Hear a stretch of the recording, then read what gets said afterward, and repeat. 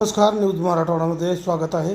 आज नाभिक समाजाच्या कार्यक्रमामध्ये आमदार राणा जगजितसिंह पाटील यांनी 25 लाख रुपयाचा निधी नाभिक भवनाला देण्याची घोषणा केली। या कार्यक्रमाला यापूर्वी माजी मंत्री मधुकरराव चव्हाण, राष्ट्रवादीचे प्रदेश सदस्य अशोक जगदाळे, सचिन रोचकरी, विनोद गंगणे, ऋषिकेश मगर, अमोल कुतवळ, आनंददादा कंदले यांच्यासह इतर सर्वपक्षीय नेते मंडळींनी या जयंतीला उपस्थिती लावली।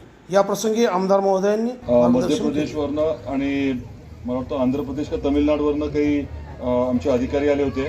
त्या विषयात जरा वेळ लागला, पण आज सगळ्यात महत्त्वाचं काय आहे की आज या वास्तूमध्ये आपण कार्यक्रम या पद्धतीने घेऊ शकलो। एक 15 दिवसापूर्वी इथली परिस्थिती काय होती त्या जागेची, पण तुम्ही सगळ्यांनी लक्ष दिलं, इथल्या आमच्या सहकाऱ्यांनी पुढाकार घेतला आणि त्यामुळे ही वास्तू जी आहे ती आता आपल्याला एका स्तरापर्यंत नेण्याबाबतचा आज निर्णय घेता येतोय।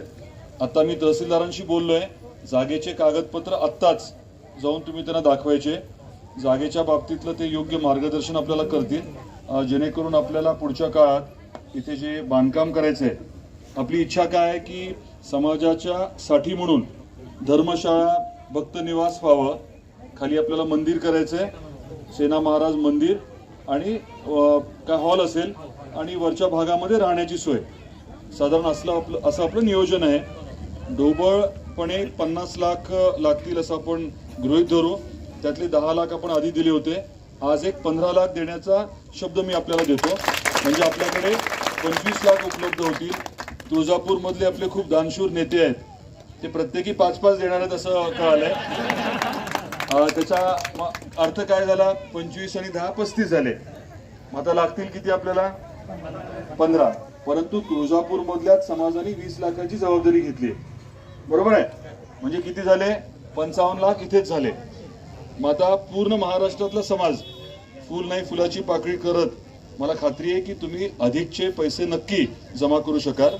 इथे जो भक्त निवास करायचा आहे, म्हणजे आपल्या महाराजांचं नाव आपण देतोय, महाराजांचं नाव देतोय, त्याला साजेल अशी वास्तू उभी करायची, म्हणजे 5-50 लाख 5-10 लाख जास्त लागले तरी तुम्ही सर्वांनी मिळून आवर्जून ते गोळा करावे अशी मला आपल्याला विनंती करायची आहे। आम्ही सहसा सभागृह देतो वेगवेगळ्या निधीमधनं, मग काही गावांमध्ये असं जनरल काम केलं जातं, कसं तरी ते पैसे खर्च करायच्या हेतूने। काही गावांमध्ये लोक 4 पैसे स्वतःचे टाकतात, शेजारीच मंगरुळ गाव आहे, तिथे परवा एका सभागृहाच्या लोकार्पणासाठी मला बोलवलं होतं, तर तिथल्या लोकांनी 4 पैसे जास्त खर्च करून अतिशय चांगली आदर्श अशी वास्तू उभी केली होती। तर आज या पवित्र दिनी मी माझी अपेक्षा व्यक्त करतोय, आपण सरकारकडनं 25 लाख उपलब्ध करून देतोय, तर उरलेले जे काही पैसे लागतील ते व्यवस्थित तुम्ही उपलब्ध करून घ्या आणि वास्तू जी आहे ती खूप चांगली बांधा। आज सगळे शब्द देत आहेत मला, ठीक आहे। जमिनीचा विषय आपण मार्गी लावायचा नक्की प्रयत्न करू, मला खात्री आहे की आपण सर्वांनी प्रयत्न केले तर जमेलच। समजा काही अडचण आली तर त्यातनं पर्यायी मार्ग काय काढायचा तेही ठरवू आपण। आज उद्यामध्येच तुम्ही चिकाटीने पाठपुरावा करा, हा विषय आपण मार्गी लावू, ठीक आहे। आपण सर्वजण या विषयामध्ये पुढाकार घेताय त्याबद्दल आभार व्यक्त करतो। आज ज्यांचा आपण सत्कार केला, शहाजी अण्णा कावरे आणि आपले कुठे गेले आपले अनिलजी यांचे देखील मी परत एकदा मनापासून अभिनंदन करतो, त्यांना खूप शुभेच्छा देतो आणि थांबतो। धन्यवाद।